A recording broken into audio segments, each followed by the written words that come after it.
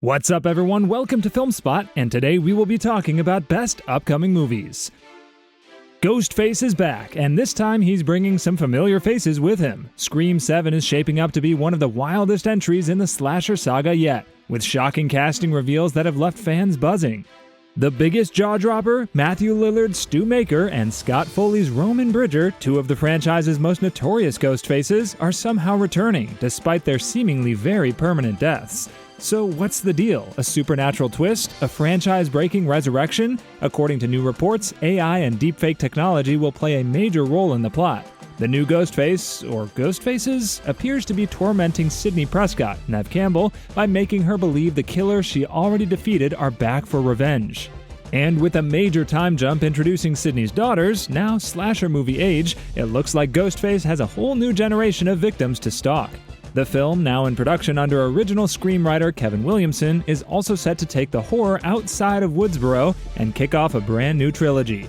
With Courtney Cox returning as Gale Weathers and an exciting new cast joining the bloodbath, Scream 7 is gearing up to be a game-changing horror event.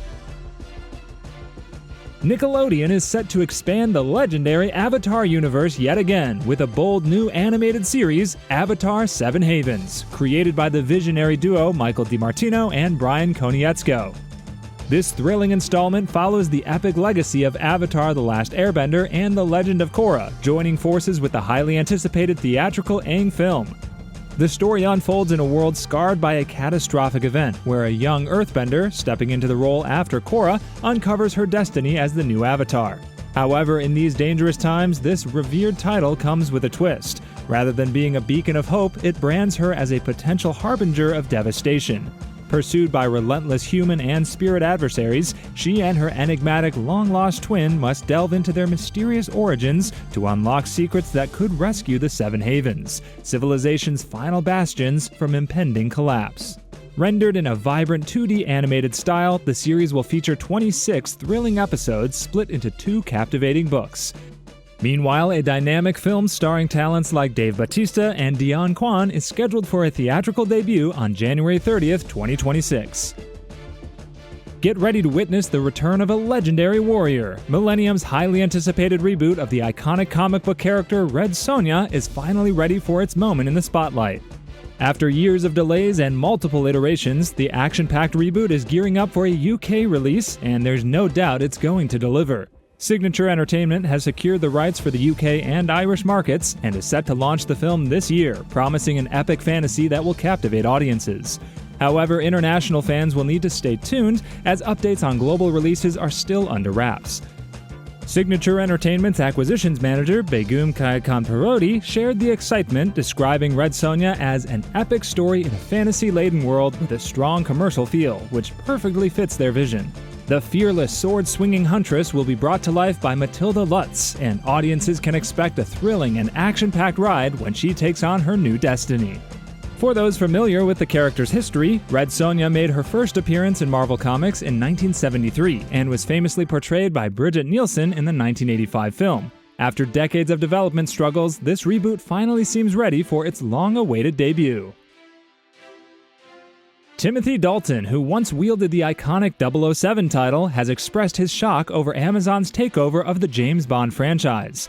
In a candid interview, the actor, known for his portrayal of the legendary spy in The Living Daylights and License to Kill, revealed his surprise at the news that Amazon MGM Studios now holds creative control. This shift comes following the announcement that producers Barbara Broccoli and Michael G. Wilson, who have helmed the franchise for decades, will take a step back. Dalton, 78, fondly recalled working with the late Albert Cubby Broccoli, praising his steadfast leadership and the way he safeguarded the integrity of the franchise. The move follows Amazon's 2022 acquisition of MGM Studios for a reported $1 billion and marks a pivotal moment in Bond history. Broccoli and Wilson, although stepping down from day-to-day operations, will remain co-owners. Dalton, though nostalgic, expressed his hope that Amazon would stay true to what has made the Bond films so widely loved: thrilling, exciting stories. Good luck to them, he said, wishing the new regime all the best as they embark on their new chapter with the franchise. The tides may be shifting in Disney's long-stalled Pirates of the Caribbean franchise, as fresh rumors suggest a 6th installment is quietly setting sail. According to the Diz Insider, Walt Disney Studios is preparing to begin production on Pirates 6 at a Hollywood soundstage, though no official timeline, director, or cast has been confirmed. The biggest bombshell? Johnny Depp is reportedly expected to return as the iconic Captain Jack Sparrow. However, without a second source to verify, fans should take this with a grain of sea salt until Disney makes it official. Despite its massive success, with every film grossing over $650 million, the Pirates franchise has been adrift since 2011, struggling to get a sequel off the ground.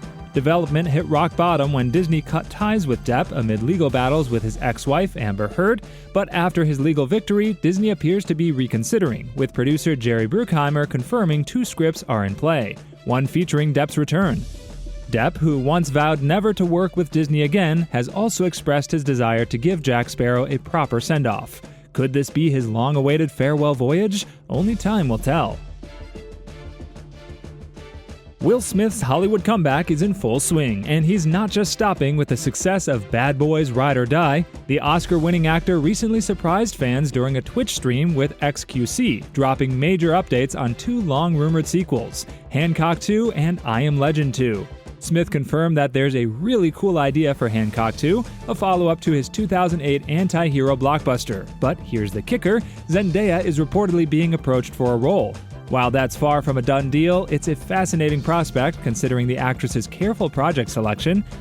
Meanwhile, I Am Legend 2 is much further along. Smith revealed that he and co-star Michael B. Jordan spent a week deep diving into character development, with original writer Akiva Goldsman penning the script. The sequel will reportedly ignore the theatrical ending and follow the alternate cut, where Smith's character, Dr. Robert Neville, survives. Though Hancock 2 has been stuck in limbo for over a decade, it sounds like both projects are gaining real momentum. Now the big question, will these sequels finally make it past the discussion stage? Stay tuned. Amazon MGM Studios is developing Taylor Lautner, Werewolf Hunter, a scripted series starring and executive produced by Twilight alum Taylor Lautner. The project, confirmed by Deadline, marks Lautner's most unexpected comeback yet. Created by single drunk female writer Daisy Gardner, who also serves as showrunner, the series blends Hollywood satire with supernatural action. The official logline teases a wild premise. After the Twilight saga ended, Lautner disappeared from the limelight. But what really happened?